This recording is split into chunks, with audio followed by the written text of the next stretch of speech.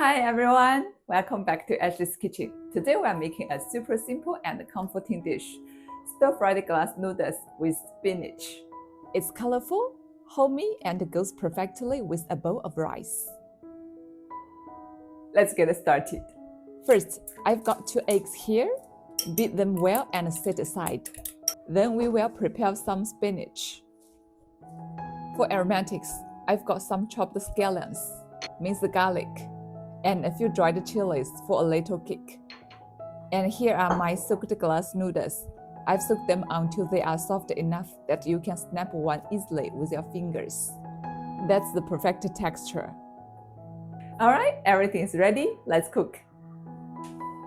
Bring a wok of water to a boil and blanch the noodles for about 1 minute after it comes back to a boil. Drain them well. And while they are still warm, mix in half a tablespoon of dark soy sauce. This gives them a nice color. Add about 50 milliliters of noodle cooking water. Toss again, this helps keep them from sticking. Don't pour out that hot water just yet. Add a teaspoon of salt. Then blanch the spinach. A quick dip. Once it turns bright green, take it out right away. Adding salt helps remove that grassy taste. Now heat a bit of oil in the wok. And fry the eggs. Just spread them out. Cook through and take them out. In the same wok, leave a little oil, then toss in the scallions, garlic, and dried chilies. Let that aroma hit you. Smells amazing already. Then add the spinach, noodles, and eggs back in.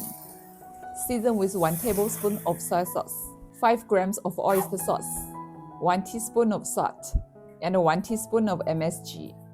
Turn the heat up high and stir fry everything together until flavors combine beautifully. Look at this! Glossy noodles, tender spinach, golden egg. So simple yet so appetizing. Let me try a bite. The noodles are flavorful and springy. The spinach adds a hint of sweetness.